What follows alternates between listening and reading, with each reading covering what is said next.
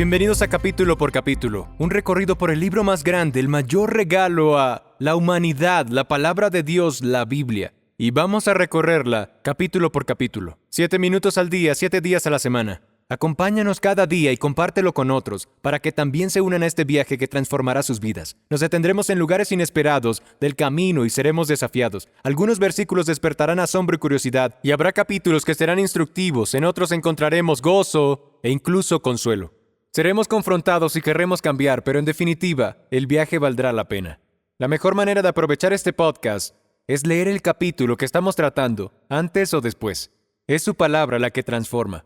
Encontrarás más y verás más de lo que yo podría articular. Bienvenidos a Capítulo por Capítulo, y el capítulo de hoy es Génesis 6. Tenía un amigo pastor que, junto con su esposa, estaba lidiando con el temor de tener un hijo. He escuchado del miedo en el embarazo y casi siempre tiene que ver con el aborto espontáneo y esas cosas.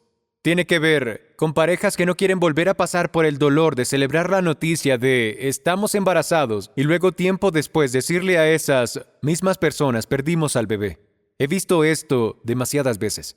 Eso es lo que normalmente asocio a este temor, pero no en el caso de esta pareja. Dijeron, tenemos miedo de traer hijos a este mundo en el que estamos viviendo. Tenemos miedo de ver a nuestro hijo crecer y no vivir para Dios, sino entregarse al pecado y a la mentalidad de esta sociedad. Nunca había escuchado eso antes. Y luego algo sucedió. Se embarazaron.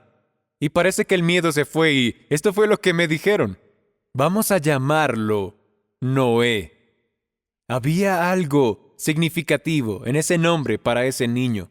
Al comenzar hoy Génesis capítulo 6, no puedo evitar pensar en esos pastores. Leyeron este pasaje y vieron el contraste. Apenas 3 capítulos después de la caída del hombre, el mundo está fuera de control. Jehová Dios, que antes decía que era bueno, después de cada día de la creación, ahora dice, me arrepiento de haber hecho al hombre. Escucha las palabras de dolor de Dios al ver lo que el pecado ha hecho con su obra maestra, la humanidad. Al ver el Señor que la maldad del ser humano en la tierra era muy grande y que toda inclinación de su corazón tendía siempre hacia el mal, lamentó haber hecho al ser humano en la tierra y le dolió en el corazón. El Señor dijo, voy a borrar de la superficie de la tierra al ser humano que he creado, y haré lo mismo con los animales, los reptiles y las aves del cielo. Me duele haberlos hecho. Dios incluso establece un límite para la vida del ser humano en el versículo 3, y dice de esta forma, el Señor dijo, mi espíritu no permanecerá en el ser humano para siempre, porque no es más que un mortal, por eso vivirá solamente 120 años. Vivirá solamente 120 años. Justo antes de esto, en el capítulo 5, todos llegaban a los 800 o 900 años. Y así de repente Dios establece un límite. Él acorta la vida del hombre. ¿Por qué? En mi opinión, creo que fue por la maldad. No creo que este mundo pudiera continuar por mucho tiempo, con seres humanos pecadores viviendo por siglos. Las vidas más cortas fueron una misericordia de Dios para preservar el futuro. En medio de un capítulo lleno de dolor, con el infierno desatado, con escenas de corrupción extrema, algo ocurre en los primeros versículos. Dios contrasta tiempos malvados con un hombre justo. Había solo un hombre en todo el planeta que Dios quería resaltar. ¿Saben cómo se llamaba? Noé. Con el infierno suelto en la tierra y el arrepentimiento del cielo expresado, un hombre sobresale. Y eso nos recuerda algo, que Dios siempre tiene un remanente, una luz en medio de la oscuridad más profunda. Después de lo que Dios dice que es, me duele haberlos hecho, pero Noé halló gracia ante los ojos del Señor. Noé era un hombre justo, íntegro en su tiempo, y Noé caminaba con Dios. Esa conjunción, la palabra pero, es como poner un diamante sobre terciopelo negro, para mostrar con claridad algo real y valioso. En medio del infierno, había un diamante, un hombre justo, íntegro, que caminaba con Dios en la oscuridad.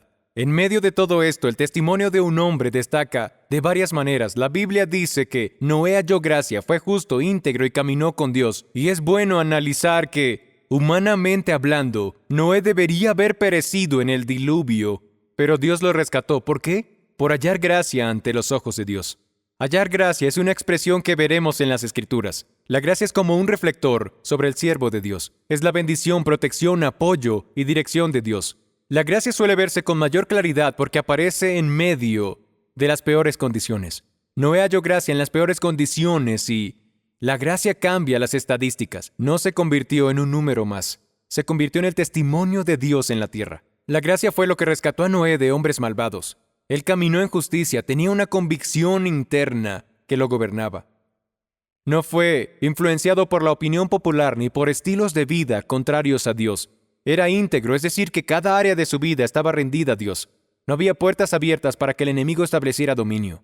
Lo que veía, lo que decía, con quién se relacionaba, todo bajo la autoridad de Dios. Todo esto dio forma a su caminar. Noé tenía una relación con Dios que avanzaba. Retomó el camino que Enoc había dejado.